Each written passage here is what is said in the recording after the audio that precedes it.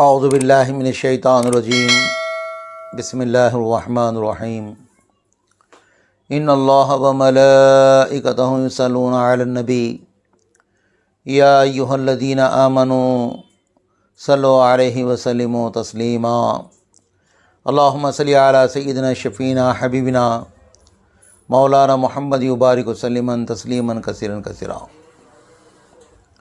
عزیزان محترم، اسلام کا سال کا آغاز محرم سے ہوتا ہے۔ سال کا آغاز محرم سے ہوتا ہے، جس میں یکم محرم کو حضرت عمر فاروق رضی اللہ تعالیٰ عنہ کی شہادت ہے۔ یکم محرم کو حضرت عمر فاروق رضی اللہ تعالیٰ عنہ کی شہادت ہے، اور 10 محرم یوم عاشوراء کے دن پیارے نبی صلی اللہ علیہ وسلم کے پیارے نواسے حضرت امام حسین رضی اللہ تعالیٰ عنہ کی شہادت ہے۔ محرم میں عمر فاروق رضی اللہ تعالیٰ عنہ کی شہادت ہے، اور ہمارے سال کا اختتام کا مہینہ ذی الحجہ ہے۔ سال کا آغاز محرم سے ہوتا ہے اور اختتام ذی الحجہ پر ہوتا ہے۔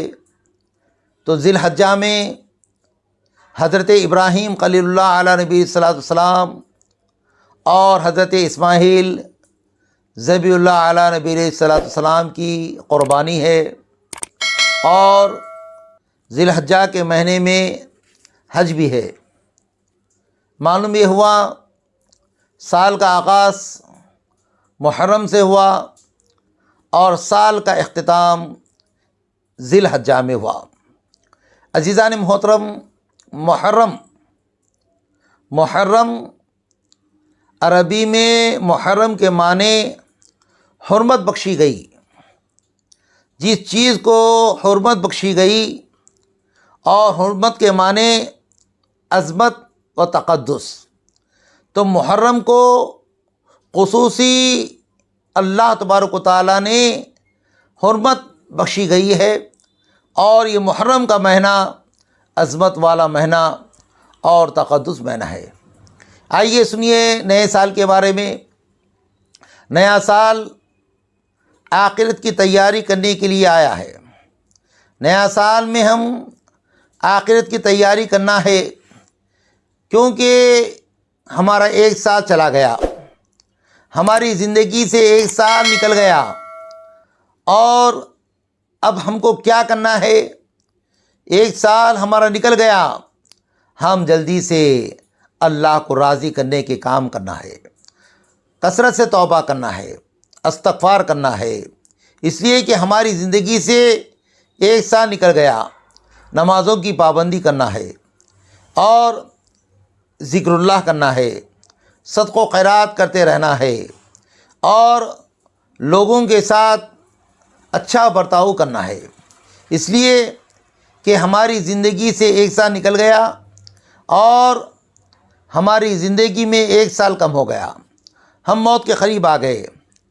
عزیزان محترم، محرم میں اور ہمیشہ جو سال کا آغاز ہو چکا ہے، ہمیں سال کے آغاز میں ہمیشہ کے لیے یہ عہد کرنا ہے، انشاءاللہ میں آنے والے سال میں ہمیشہ مرتے دم تک اللہ کی عبادت کروں گا، ذکر کروں گا، تلاوت قرآن کروں گا، اور لوگوں کے ساتھ اچھا برتاؤ کروں گا، بڑوں کا ادب کروں گا، چھوٹوں پر شفقت کروں گا، اس لیے کہ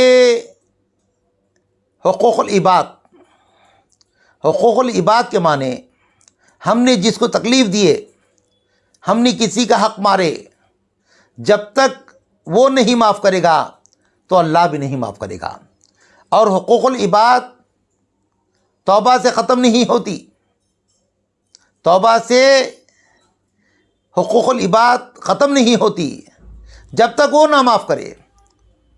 آج لوگ کسی پر ظلم کرتے ہیں، کسی کا قتل کرتے ہیں اور یہ سوچتے ہیں کہ ہم نے بہت اچھا کام کرے، ہم نے بہت اچھا کام کرے۔ یاد رکھو عزیزان ملت اسلامیہ، جب کسی پر ظلم کیا جاتا ہے، کسی کو تکلیف دی جاتی ہے، بلا وجہ کسی کو تکلیف دی جاتی ہے، اور کوئی بھائی ہم سے ناراض ہے، جب تک وہ نہیں معاف کرے گا اللہ بھی نہیں معاف کرے گا۔ اس کو کہتے ہیں حقوق العباد۔ کیوں کہ یہ بندوں کا حق ہے، اس لیے بتایا گیا کہ ہم ہر ایک کے ساتھ اچھائی کا برتاؤ کرے، کسی کے اوپر ظلم نہ کرے، کسی کو پریشان نہ کرے اور کسی کو بلا وجہ کے تکلیف نہ دے۔ اس واسطے کہ جب ہم کسی کو بلا وجہ کے تکلیف دیں گے، وہ بندہ جب تک ہم سے ناراض رہے گا، یاد رکھو اللہ تبارک و تعالیٰ فرمائے گا حقوق العباد بندے کا حق ہے، جب تک وہ نہیں معاف کرے گا میں بھی نہیں معاف کروں گا۔ تو سال کا آغاز ہم کو یہی پیغام دیتا ہے کہ ہم ہمیشہ اللہ کی عبادت کرے، اللہ کا ذکر کرے، تلاوت کرے، کیونکہ ہماری زندگی سے ایک سال ختم ہو چکا ہے۔ لوگ جو ہے نیا سال آتا ہے تو آخرت کی تیاری کرنا ہے، نیا سال ہم کو آخرت کی تیاری کرنا ہے، کیونکہ نیا سال ہمارا آ چکا ہے، ہماری زندگی سے ایک سال ختم ہو چکا ہے، ہم موت کے قریب آ چکے ہیں۔ اسی لیے ہمیں چاہیے کہ ہم اللہ کی عبادت کرے، اللہ کا ذکر کرے، تلاوت کرے، لوگوں کے ساتھ نرمی کا برتاؤ کرے، ہر ایک کے ساتھ اچھا سلوک کرے، کسی کو تکلیف نہ دے، کسی کو پریشان نہ کرے، کسی کو تکلیف نہ دے۔ جب تک وہ نہیں معاف کرے گا اللہ نہیں معاف کرے گا۔